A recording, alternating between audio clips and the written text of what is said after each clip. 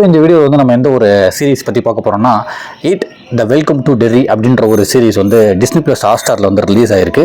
ஆக்சுவலாக இந்த ஒரு சீரிஸ் வந்து ஒரு மணி நேரம் எபிசோட் தான் வந்து வந்திருக்கு. மேபி அப்கமிங் வீக்ஸில் வந்து அடுத்தடுத்த எபிசோட் வந்து ரிலீஸ் பண்ணுவாங்க அப்படின்ற ஒரு இன்ஃபர்மேஷன் வந்து போட்டிருந்தாங்க.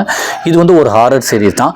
HBO சேனலில் வந்து ரிலீஸ் ஆயிருக்கு. அதே நேரத்தில் வந்து இங்கே இந்தியாவிலுமே வந்து டிஸ்னி ப்ளஸ் ஹாட்ஸ்டாரில் காலைல ஒரு 6:30 வந்து ரிலீஸ் ஆயிருக்கு. ஒரு எபிசோட் தான் வந்து ரிலீஸ் ஆயிருக்கு. இந்த படத்தை பற்றி சொல்கிறதுக்கு முன்னாடி, அந்த சீரிஸை பற்றி சொல்கிறதுக்கு முன்னாடி, இந்த சீரிஸ் வந்து எதுலேருந்து இன்ஸ்பயர் ஆகி எடுத்திருக்காங்க அப்படின்னா வந்து இட் அப்படின்ற ஒரு நாவல் வந்து கிட்டத்தட்ட 1980-90 காலகட்டங்களில் வந்து எழுதியிருக்காரு. அவர் பேர் வந்து ஸ்டீஃபன் கிங். அவரோட அந்த நாவல், அந்த புக்கை பேஸ் பண்ணி தான் வந்து இந்த ஒரு சீரிஸ் எடுத்திருக்காங்க. ஆக்சுவலாக வந்து இந்த இட் அப்படின்றத பேஸ் பண்ணி 2017, 2019 அந்த 2000 காலகட்டங்களிலுமே வந்து ஒரு 2 படங்கள் அப்படிலாம் எடுத்திருக்காங்க. அதோட படங்களோட ஒரு ப்ரீ ஈக்குவல் மாதிரி தான் வந்து இந்த ஒரு சீரிஸ் இருக்கும் அப்படின்றதையுமே வந்து மென்ஷன் பண்ணியிருக்காங்க.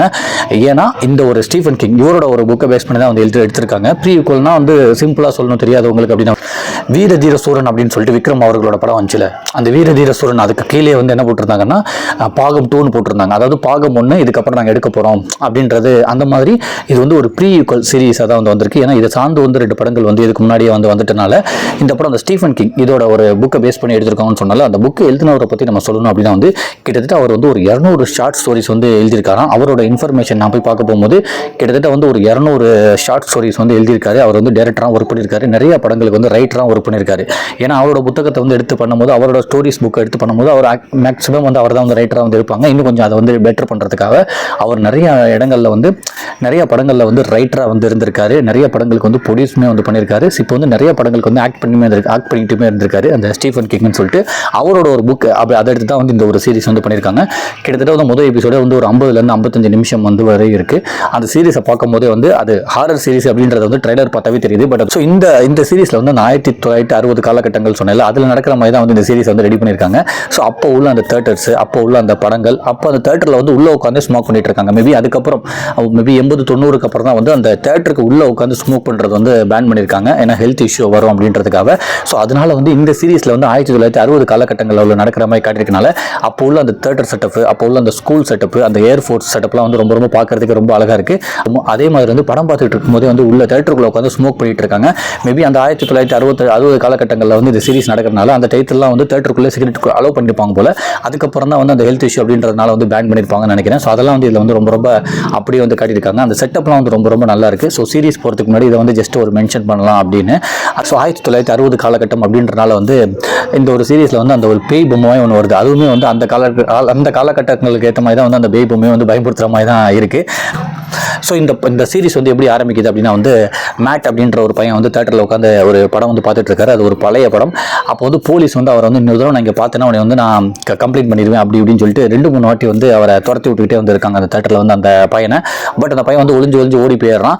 அந்த தியேட்டரில் வந்து ஒர்க் பண்ணுற ஒரு பொண்ணு மட்டும் அந்த பையனை வந்து பார்க்குது. பட் இருந்தாலும் அவன்கிட்ட யார் தேடிட்டு வந்தாங்களோ அவங்கள்ட்ட வந்து காட்டி கொடுக்காம அதுவுமே சொல்லிடுது. அந்த சீன் வந்து அவங்க என்ன பண்ணுறான், தியேட்டரை விட்டு அவன் வெளியில் வரான். வந்துட்டு லிஃப்ட் கேட்டுட்டு இருக்கான். அப்போ லிஃப்ட் கொடுக்குறப்போ ஒரு ஃபேமிலி வந்து காரில் வராங்க. அவங்க வந்து லிஃப்ட் கொடுக்குறாங்க. ரொம்ப ரொம்ப குளிர் காலகட்டமாக இருக்குது. அப்போ வந்து இவனுக்கு ரோட்டில் நின்றுட்டு கஷ்டப்படுறான்னு சொல்லி அவங்க வந்து லிஃப்ட் கொடுக்குறாங்க. பட் ஏன் அவன் வந்து தியேட்டருக்கு போனால், ஏன் வந்து துரத்துனாங்க, ஏன் வந்து லிஃப்ட் கேட்குறான், அவன் யார், எங்கேருந்து வந்தான், அதை பற்றிலாம் வந்து எதுவுமே சொல்ல. எடுத்தோடனே வந்து சீரிஸ் வந்து இந்த மாதிரி தான் வந்து ஆரம்பிக்குது. அவன் அந்த காரில் ஏறி உட்காரான். பட் அந்த ஃபேமிலியே வந்து ரொம்ப ரொம்ப வினோதமாக இருக்குது. சம்மந்தமே இல்லாமல் பேசுது, சம்மந்தமே இல்லாமல் எக்ஸ்பிரஷன்லாம் வருது. பட் பார்க்குறப்ப நல்லவங்களாக இருக்கிற மாதிரி தான் இருக்காங்க. அதாவது அவன் காருக்குள்ளே ஏறணுன்னு அவங்க என்ன சொல்கிறாங்க, நீ எங்கே போகிற அப்படின்னோன்னு நான் இந்த இடத்துக்கு போகிறேன்னு சொல்கிறாங்க. உடனே இவனு சொல்கிறான், நானுமே அந்த இடத்துக்கு தான் போகிறேன்னு சொல்கிறான். அவங்க சொல்கிறாங்க, பரவாயில்லப்பா, நம்ம 2 பேரும் வந்து ஒரே இடத்துக்கு தான் போகிறோம், நான் அவனை இறக்கி விட்டுட்டு போகிறேன் அப்படின்றாங்க. அதுவுமே அவனுக்கு வந்து ரொம்ப ரொம்ப சப்போர்ட்டிவாக இருக்குது. ஏன்னா ரொம்ப சின்ன பையன். அப்போ அவங்க வந்து ஸ்வெட்டர்லாம் கொடுக்குறாங்க, ரொம்ப ரொம்ப குளிர் தீந்தா வச்சுக்கோன்னு. ஸோ அந்த காருக்குள்ள வந்து ஹஸ்பண்ட், ஒய்ஃபு, 2 பிள்ளைங்க வந்து இருக்காங்க. இவன் வந்து எக்ஸ்ட்ரா ஏறிக்கிறான் லிஃப்ட் கேட்டு. பார்த்தா போ அந்த குடும்பத்தோட பண்ணுறது எல்லாமே வந்து ரொம்ப ரொம்ப வினோதமாக இருக்குது. இவனுக்கு வந்து ரொம்ப ரொம்ப பார்க்க பயங்கரமாக இருக்குது. அந்த டெர்ரி அப்படின்றது ஒரு பிளேஸ், அதை தாண்டி அவங்க போயிட்டு இருக்காங்க. இவன் என்ன சொல்கிறான்னா, என்னோட பிளேஸை தாண்டி நீங்கள் போயிட்டு இருக்கீங்க, என்னை இறக்கி விடுங்கன்னு சொன்னால் அவங்க வந்து இறக்கி விட மாட்டாங்க. அப்போ தான் அங்கே வந்து கொஞ்சம் வினோதமாக நடந்துகிட்டு இருக்கான். அவன் காரில் இறக்கி விடுங்கன்னு சொல்லி சண்டை போடுறப்போ அவங்க வந்து இவனை கண்டுக்காமல் ஏதோ வந்து பேசிகிட்டு இருக்காங்க. அப்போ இவனுக்கு வந்து ரொம்ப ரொம்ப பயந்துடுறான். அந்த நேரத்தில் தான் வந்து அந்த ஹஸ்பண்ட் ஒய்ஃப் இருக்காங்கல்ல, கார் ஓட்டிக்கிட்டு இருக்கப்ப அந்த ஒய்ஃப் வந்து ரொம்ப ரொம்ப ப்ரெக்னெண்ட்டாக இருக்காங்க. வயிறு அப்படியே வந்து வீங்கிக்கிட்டே இருக்குது. வீங்கி வந்து டக்குன்னு குழந்தை வந்து வெளில வருது. அந்த குழந்தை பார்த்தா பேய் குழந்தை மாதிரி வந்து வினோதமாக இருக்குது. ஒரு ஏலியன் குழந்தை, பேய் குழந்தை மாதிரி வினோதமாக இருக்குது. அப்போ தான் தெரியுது, என்னடா இந்த குடும்பமே வந்து வினோதமான குடும்பமாச்சுன்னு சொல்லிட்டு அந்த காருக்குள்ளே ஒரு பெரிய அட்டாக் நடக்குது. அந்த ஒரு உருவம் வந்து வெளியில் வந்து அது இந்த பையனை கொண்டுச்சா இல்லையான்றதெல்லாம் சொல்ல. பட் ஆனால் ரத்தம் மட்டும் தெரிச்சுக்கிட்டு இருக்க மாதிரி. அதோட வந்து இந்த சீரிஸை வந்து இட்டுன்னு ஆரம்பிக்கிறாங்க. அதுக்கப்புறம் இந்த சீரிஸ் வந்து அடுத்த கட்டத்துக்கு இங்கே போகுது. போகுது. இங்கே பார்த்தா வந்து அந்த 1960 வந்து ஒரு ஏர்ஃபோர்ஸ், அந்த ஏர்ஃபோர்ஸ்க்கு வந்து ஒருத்தர் வந்து வேலைக்கு வந்திருக்காரு. அவர் எப்படி வேலைக்கு வந்திருக்காருன்னா அதுக்கு வந்து ஒரு பேக்ரவுண்ட் வந்து ஒரு ஸ்டோரி சொல்லிட்டு இருக்காங்க. அங்கே வந்து சீனியாரிட்டி ஜூனியாரிட்டி அந்த மாதிரி வந்து ஏர்ஃபோர்ஸ் தனியாக வந்து ஒரு கதை வந்து போயிட்டு இருக்கு. அதுக்கப்புறம் இங்கே வந்து ஒரு ஸ்கூலில் வந்து ஒரு கதை போயிட்டு இருக்கு. அங்கே வந்து ஃப்ரெண்ட்ஸ் இருக்காங்க. ஸோ அதில் ஒரு பொண்ணு, அப்போ அந்த பொண்ணு என்னன்னா வந்து இந்த காண போனாலும் அந்த மேட்டு, ஸோ அவனுக்கெல்லாம் வந்து இந்த பொண்ணு வந்து ஃப்ரெண்ட்ஸு. ஸோ இந்த மாதிரி இந்த ஸ்கூல் ரிலேட்டடாக வந்து ஒரு சீக்வன்ஸ் வந்து போயிட்டு இருக்கு. ஸோ ஸ்டார்டிங்கில் வந்து ஒரு சீக்வன்ஸ் வந்து முடிஞ்சிச்சு. இந்த மாதிரி ஒரு ஃபேமிலிட்டு ஒரு பையன் மாட்டான், அவன் என்ன ஆனான்னு தெரில, பட் டைட்டில் கார்டு போட்டாங்க. அதுக்கப்புறம் இந்த பக்கத்து வராங்க. இந்த பக்கத்து வந்தால் வந்து ஒரு ஏர்ஃபோர்ஸ் அந்த சீக்வன்ஸ் வந்து போயிட்டு இருக்கு. பட் அது ஒன்றும் முழுசாக கம்ப்ளீட் ஆகல மொதல் எபிசோடில். பட் அங்கே வந்து அந்த ஏர்ஃபோர்ஸில் வந்து வேலைக்கு வந்திருக்கவரும் அங்கே உள்ள சீனியரும் வந்து 2 பேர் வந்து ஏன் வந்து இந்த ஒரு ஏர்ஃபோர்ஸை வந்து தேர்ந்தெடுத்தோம் அப்படின்னு சொல்லி சொல்கிறப்ப அந்த ஒரு 2 பேர் உட்காந்து பேசுகிற சீனே ரொம்ப ரொம்ப அழகாக இருக்கும். அவங்க அப்பாவோட ட்ரீம் ஏன் வந்தாங்கன்னு சொல்லி அவங்க 2 பேர் வந்து பேசிப்பாங்க. அது ரொம்ப ரொம்ப பார்க்கறதுக்கு நல்லா இருந்துச்சு. பட் ஆனால் தமிழில் இல்லை, பட் இங்கிலீஷில் தான் இருந்துச்சு. இருந்தாலும் அந்த 2 பேரோட அந்த ஒரு கான்வர்சேஷனை வந்து என்னோட அப்பாக்காக தான் நான் இங்கே வந்தேன் அப்படின்னு சொல்லி சொல்கிறதுலாம் வந்து ரொம்ப ரொம்ப அழகாக இருந்துச்சு. அந்த ஏர்ஃபோர்ஸினை வந்து ரொம்ப ரொம்ப முழுசாக காட்டல, அது அப்படியே இருந்துச்சு. அதுக்கப்புறம் மெயின் ஸ்டோரிக்கு வந்து வராங்க. ஒரு ஸ்கூலு, அங்கே ஒரு 3 ஃப்ரெண்ட்ஸ் இருக்காங்க. அவங்களுக்குள்ள சின்ன சின்ன பிரச்சனைகள் வருது. அப்போ நமக்கு போக தான் தெரியுது அந்த பையனுமே அந்த ஃபர்ஸ்ட் இதில் வந்து காண போனால அந்த காரில் ஏறி ஒரு வினோதமாக நடந்துச்சுல்ல, ஸோ அந்த பையனும் இந்த ஸ்கூலில் தான் வந்து படிச்சிருக்கான். இவங்க ஏதோ வந்து அவனை வந்து ஒரு ட்ரிகர் பண்ணி விட்டுருக்காங்க. அதனால தான் அந்த பையன் வந்து அந்த ஸ்கூலை விட்டு போனா, ஏதோ வீட்டை விட்டு போனான்ற மாதிரி ஒரு கதை வந்து ரெடி பண்ணுறாங்க. இவங்களுக்குள்ளே நிறைய ஒரு விஷயம் வந்து நடந்துக்கிட்டே தான் இருக்குது. பார்த்தா அந்த ஸ்கூலில் படிக்கிற அந்த 3 பேர், அந்த ஃப்ரெண்ட்ஸில் ஒரு பொண்ணுக்கு மட்டும் அவன் வந்து பேய் மாதிரி அது சிங்க் பைப்பில் வந்து பேசுகிறான். அந்த விரல் மாதிரி வைக்கிறாங்க. அவன் வாய்ஸ் கேட்குது. உன் வாய்ஸ் கேட்குது, நீங்கள் என்ன பைப்பில் இருந்து உன் வாய்ஸ் கேட்குதுன்னு சொல்லி இந்த பொண்ணு பயப்படுது. நான் வந்து வெளியில் வரலாம் தான் நினைக்கிறேன், இவங்க நீ வரமாட்டாங்க அப்படின்னு சொல்லி சொன்னேன். அதை விட மாட்டாங்கன்னு சொல்கிறப்ப வந்து 2 விரல் மட்டும் வந்து பயம்படுத்துது. இந்த பொண்ணு வந்து அவங்களோட 2 ஃப்ரெண்ட்ஸ்கிட்ட போய் ஸ்கூலில் போய் சொல்லுது. அவங்க 2 பேரும் நம்ப மாட்டாங்க. அந்த 2 ஃப்ரெண்ட்ஸில் வந்து ஒருத்தவங்க அவன் வீட்டில் போய் சொல்கிறான். அவங்களுமே திட்டுறாங்க, நீ இதுக்கு தான் வந்து அந்த டிசி புக்லாம் வந்து கார்ட்டூன் புக்ஸ்லாம் வந்து படிக்காத, காமிக்ஸ் புக்லாம் படிக்காதான்னு சொன்னேன், ஒழுங்காக வேலையை பாருன்றாங்க. இருந்தாலும் அந்த 2 பசங்களில் வந்து இந்த பொண்ணு சொல்கிறது வந்து ஒருத்தன் வந்து நம்புறான். சரி பரவாயில்ல, 3 பேரும் சேர்ந்து டிஸ்கஸ் பண்ணுறாங்க, என்ன ஆச்சுன்னு தெரியலையே அப்படின்னு சொல்லி அந்த 1960 காலகட்டங்களில் அந்த நியூஸ் பேப்பர்லாம் வந்து சூப்பராக அது பண்ணியிருக்காங்க. அந்த செட்டப்பே வந்து ரொம்ப ரொம்ப அழகாக இருக்கும். எப்படி போய் அவங்க நியூஸ் பேப்பரை பார்க்குறாங்கன்னு சொல்லிட்டு ஒரு லைப்ரரிக்கு போகிறாங்க.